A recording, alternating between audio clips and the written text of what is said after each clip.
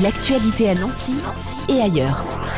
Des bolides sans moteur, des pilotes intrépides et une seule règle, dévaler la pente le 23 juin 2024 le plus rapidement possible. Une course de casse à savon aura lieu à Saint-Max de 10h à 17h, avenue du Général Leclerc. Et pour cela, nous avons avec nous Monsieur Ladan, adjoint au maire de Saint-Max. Bonjour Monsieur Ladan. Bonjour. Alors c'est un événement qui a dû mettre beaucoup de temps à organiser, j'imagine. Pourriez-vous nous dire combien de temps précisément ? On est pratiquement dessus depuis le mois de septembre 2023. Oui, je suis le maître d'œuvre de cette manifestation avec le pôle sport et jeunesse, donc avec les fonctionnaires. Et ça n'a pas été une mince affaire, à organiser toute cette manifestation. Donc il y aura 3 manches qualificatives pour les championnats de France. La première va commencer à 10h jusqu'à 11h30, la deuxième de 14h à 15h30 et la troisième pour terminer de 16h à 17h30. Quelles sont les étapes principales pour organiser une course de caisse à savon ? Eh bien, c'est de la concertation entre les différents services, puisqu'il y aura pratiquement une vingtaine de nos personnes qui s'occupent des services techniques qui vont travailler dès minuit dans la nuit de samedi à dimanche. Étant donné que nous avons 400 barrières à installer, vous imaginez 400 barrières à la ville de Saint-Max ne dispose pas de 400 barrières. Donc on a été obligé d'aller en chercher à Lunéville, d'aller en chercher à Laxou, etc. Donc c'est toutes des choses qui sont obligées d'être mises en place à partir de mercredi, donc dès demain et dès jeudi, On va aller chercher des barrières à Lunéville, à Laxou. Et ensuite, à partir de minuit, la mise en place des barrières, de rubalises. On est dans l'obligation, vu le parcours, de mettre 80 ballots de paille de 400 kg le ballot de paille. Donc vous imaginez, il a fallu trouver un agriculteur qui soit en mesure de nous livrer 80 ballots de paille. Donc location d'engins à griffes pour placer les ballots de paille dans les coins stratégiques, tout au moins les virages, etc. Donc c'est une grosse organisation. Comment avez-vous choisi le parcours de la course ? Il me paraissait logique de partir de cette rue du Général Leclerc, qui est quand même relativement bien pentue. Ensuite, on a un centre de loisirs sur le territoire de Dommartemont, mais qui appartient à la ville de Saint-Max, donc qui va nous servir de point de départ, etc.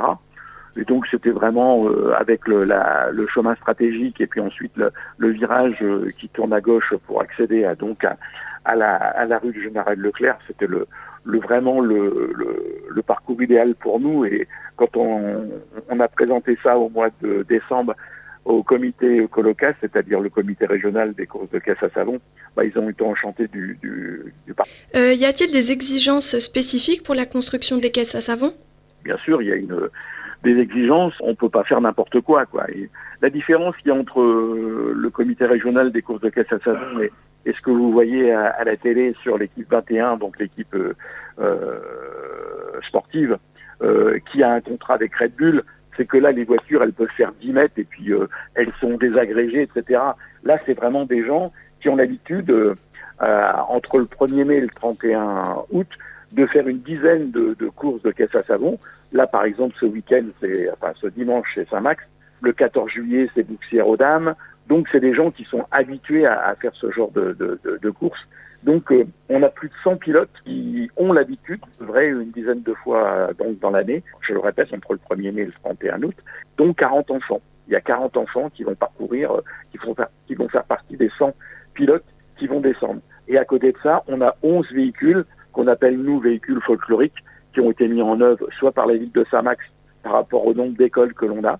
On a 4 écoles, il y aura donc 4 voitures qui ont été confectionnées par le service technique, et on a des privés qui se sont pris au jeu et qui ont confectionné également leur caisse à savon. Donc il y a déjà eu un contrôle technique de ces véhicules pour savoir s'ils étaient aptes.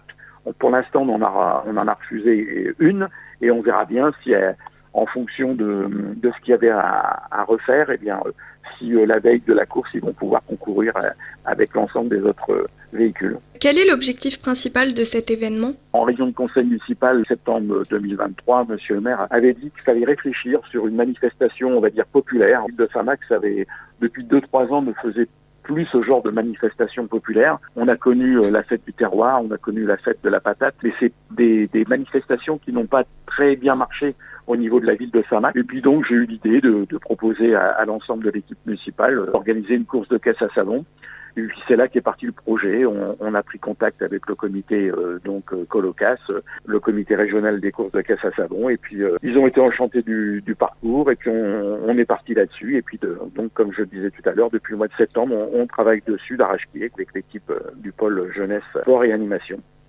C'est donc une idée plutôt originale. Que pourriez-vous dire pour donner envie à nos auditeurs de venir ? Si vraiment il fait beau, je pense qu'avec le nombre de followers que l'on a sur le site de la ville de Saint-Max, eh bien, qui sont de l'ordre de 4600 là, à l'heure actuelle, ça peut être une journée qui peut amener entre 3500 et voire 5000 spectateurs. Le parcours est vraiment... pour ceux qui connaissent la rue des Général Leclerc, c'est une route qui fait à peu près 800 mètres, donc il va y avoir des spectateurs de chaque côté, il va y avoir une grosse restauration qui va être placée au niveau du bois de Libremont, etc. Donc ça peut être une journée, si le temps le permet, qui fait un buzz magnifique pour la ville de Saint-Max. Merci Monsieur Ladan pour vos réponses, et bien sûr, nous vous y attendons nombreux. Eh bien, je l'espère. L'actualité à Nancy et ailleurs. C'est sur Fudget. Pour y participer, contactez-nous au 03 83 35 22 62.